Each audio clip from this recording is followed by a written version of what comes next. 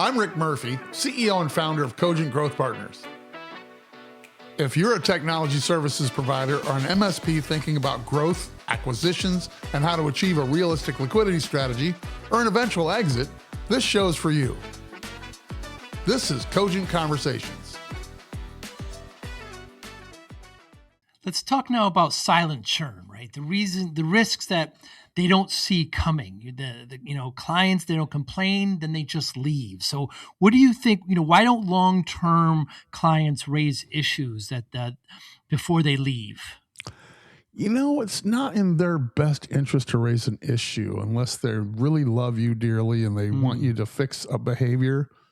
In that same deal I was just talking about that had the issue with the watch list, we did almost a dozen customer calls, which we might not have done had that not happened, by the way. But we did the customer calls, and there was a couple of key employees that were really valuable to those customers. Interestingly, sidebar, we could talk about this another day, actually a good subject to talk about some other time, but let's talk about people that every single customer of 12 customers that I participated in the phone call, just as listening, I just wanted to listen in. Each and every one of them said, please don't have AI take over. We want human beings. We want to talk to a human being. We don't want to talk to a robot. I thought that was interesting. So we should talk about that some other day. Very good. Noted. But that said, the silent churn is usually because I find that a lot of IT owners think that sales is evil. They don't think that sales is they think that salespeople are liars and cheaters, and some of them do. A lot of them do, actually, I think. And then, the way that you deal with renewing a contract is like this painful process, and they're scared to death of doing it. You've got all the clients, all the IT companies out there that talk about we're so good at what we do that we don't use contracts. We don't have contracts. Our customers stay with us. We use our SOWs, and we renew basically monthly. And while that's not really valuable from going when it's time to sell your business, it's not as valuable as a company that has contractual relationships on top of that. But it kind of goes to your character of can you handle the truth? What the movie, right? Can you handle the truth? Because do you have the guts to call up Bob, say, hey, Bob, how's it going? We've been servicing you for a bunch of time, and you're coming up for renewal, next Friday, or just being silly, but you're coming up for renewal, and we'd like to chat about that. And are you good at doing rate increases or not? Are you good at sort of reevaluating what you've been delivering for the past bunch of years, and you've got to do something new and different, or you're introducing new products? There's all kinds of different things you could be doing, but silent churn is because you're not talking. It's not their job to find you and tell you they have a problem. It's your job to call them and find out. And most people are terrified of doing that. They're waiting for them to say no because they're afraid they don't know how to handle a no. And for me, it's just character flaw perhaps, but I don't take no for an answer. But on the other hand, no just means you haven't told me enough to say yes yet. That's really what a no is. If you want to be a grown-up about it, and in business, the successful people, at least the people I've met, they're more successful than I am. No just means you haven't told them enough for them to say yes. So unless you ask the question, unless you talk to them, so the silent churn is you're letting them churn out. You're not talking to them, and you need to be talking to them. You need to pull it out of them. They're not going to find you. It's not their job to find you. It's not their job to stay a customer. It's your job to keep them as a customer. I wouldn't say character flaw, Rick. I'd say not a bug, but a feature. So what signals do... an attribute. An attribute, yeah, plus, a bonus. What signals that you think MSPs are missing when it comes to silent churn from day-to-day operations? Are there signals that they're missing? Well, again, just take everything we just talked about today, right? I think that if you're not communicating with them and asking sort of the hard questions of, are you happy? So I'll tell you, same thing. We could maybe ask this question a couple different ways, but you think about doing a CSAT, right? Customer satisfaction survey. I see them from different kind of companies all the time. I've only got one IT company, so I don't really get it. Other than them, I have that exposure. I've had a few different IT companies over the years, but we do CSAT on companies when we do our due diligence. It's really light CSAT. We make it look like it's coming from the seller, because at that point they are a seller. They're no longer a candidate company. They've agreed to sell, and we don't do that work until the very end, just before closing. And it's really very light, small set of questions. They're fairly easy for somebody to answer nicely. We don't design them that way, but certainly if somebody's not happy, they do say so. Good news is most of the deals we get done, they have good customer relationships. The people respect them and they like them, and people do their own internal CSATs, but they ask softball questions. And then do they really follow up? Do they really call them and say, hey, Bob, thanks so much for the CSAT. Thanks for taking the time. Let's really have a chat.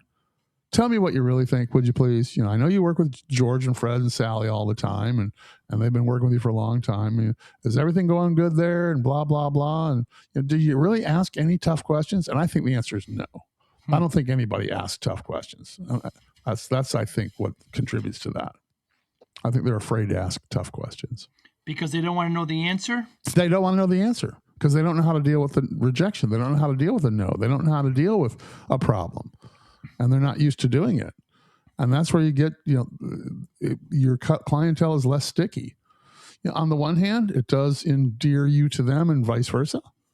So if you're going to have a changing of the guard in the company and you were going to leave, for example, this comes back to, making sure you've obsoleted yourself before, if you're going to want to move on and actually retire or go do something else, which some people do. People preach exit all the time. We find the word liquidity is more fruitful and true because most people stick around. It's a better way to go, in my opinion, but we can talk about that another day as well. But the idea that you're not asking real actual questions. You're trying to get something, your softball stuff, so you get the good answer you want to do, and then, hey, that was great, let me get off the phone real quick so I can go do something else. And boy, I got a happy client. And is he really happy? Did you really dig in to make sure he's really, really happy? I think you didn't. How often do you think, Rick, MSPs should be reselling or revalidating their value? Every 6 months, on top of my head. Certainly annually, but I think annually is maybe too long. And maybe a 9-month cadence, something that's a little off, maybe not just straight up every other quarter or whatever. Certainly I wouldn't do it on a calendar basis that way. I would try to do some sort of syncopated rhythm that maybe mixes it up a little bit and surprise them every once in a while. When's the last time you sent them something for the team? Send them some cookies or brownies or something for the team to eat, and just some sort of act of kindness. We budgeted random act of kindness. Yes. Bark. Yes. Right. So did you do something like that, lady? Send them some pizza or whatever. Did you do something to make them think that you actually care? When's the last time you did that with your client? And then do that at some weird off rhythm that's not really tied to a client review. Certainly don't do that right next to a renewal period. That would be a terrible idea, right? Like really show them you love them and that you appreciate them. And again, probably reserved for clients with certain echelon and up, but even the smaller clients, if you're sending them a bill and you're making money with them and making money from them as a result of them being in the relationship with you, then show them you love them. And I don't think people really do that. I just don't think so. I think there's certain companies I've seen evidence where they do it. I mean, our company gets brownies like from 2 or 3 people a year. Nice. All right.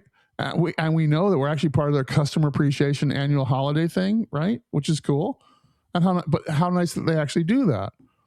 And we only get a couple, 2 or 3 tins of those a year. So what's everybody else thinking? What's everybody else doing? Small things go a long way. Well, I think so, right? I really do think so. Yeah. Show them you know them is a saying that my partner likes to say a lot. Excuse me for a second. Show them you know them is something my partner's talked about a bunch. And part of that's the knowledge. So when you do talk to them, you know what's been going on. I'd want to do a little research before calling somebody up, and especially larger clients, and just got to have a general idea what we thought was going on generally.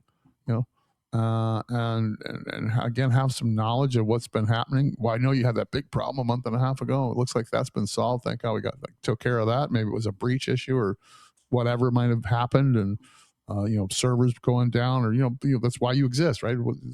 Fix things usually fix things before they break, but sometimes things break anyway, right? Or there's issues or problems, and it's how you deal with it. But acknowledging that you did it, and boy, I thought Bob did a really great job there. Your tech or whatever, and they go, yeah, Bob did a great job, but he did something stupid. Or, I don't know. You just never know what's going to come up, and I think that a lot of times when we're talking to people, and where this opinion is born from is not from just sitting in every day running an IT company, but it's talking to so many different IT company owners and seeing how they comport themselves and see how they handle themselves and see how they talk about their customers. And it's not just them, it's the people around them. But since we tend to deal with CEOs and the people at the very tippy top of the company, we don't really deal with the people that are down below. We're not working with the technicians and the engineers while we're doing a deal in the beginning, in the process of getting a deal closed. We're not really working with those people. So we don't really get exposed to all the frontline, tier 1, tier 2, tier 3 techs and the support people around that. We don't get a chance to really work with all the salespeople, whether they're farmers or hunters or whatever. We're dealing with management. And usually it's the very tippy top of management. And it's kind of telling if you think about it. It's like, are they really know what's going on in their own company? It's kind of a test on the one hand, but at the same time, it's like it's indicative of, I think, kind of the space and like all the how do you keep clients happy? How do you keep? When's the last time you sat down and had a hard talk with an employee? I don't do that enough. It's one thing I should do more of. It's just like, hey, I'm not going to name names, but hey, employee, how's it going in life? What's going on with you? And then if I ask, they'll tell me, and I do. So I just have to kick myself and make sure I do it more often. And how am I doing? Also not a bad idea. Did you have a face-to-face CSAT with a customer lately? When's the last time you did that? Right. When's the last time you heard of somebody doing a face-to-face CSAT? Yeah, it's been a while, that's for sure. For the sole purpose of customer satisfaction is rare. Yeah. Hey, Bob, how are we doing? Yeah. Is there anything we could do differently? Right. Anything we do make you happier?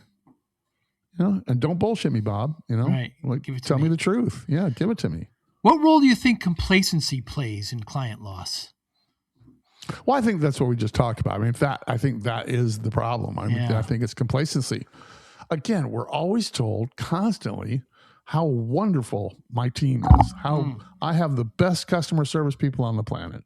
We give the best customer service. I've actually seen that happen in live giant rooms full of people. Oh God, I can't remember I can't remember my names now. Oh God, there's a guy I saw on stage years ago. There was at least 300-400 people in the room. And he's literally on stage. He put up, so raise your hand. Who gives the best customer service? And every single hand in the room went up. And it was a joke, right? It was a joke. It's like, so who's the liar? That's the next question he asked. Now, who's the liar? Because you can't all be given the best customer service. It's not physically possible, right? And so, somebody here is giving better customer service than somebody else here, for sure. That's the real true answer. So what he was getting down to is how to give better customer service, how to be more all about, your customers and learning about your customers and listening to your customers, giving them an opportunity to talk to you honestly and openly. And I think the complacency is making the assumption that these people are just going to keep paying their bill and they're going to keep being happy. They're going to keep being a customer until one day they're not. And you didn't see it coming. This is Cogent Conversations.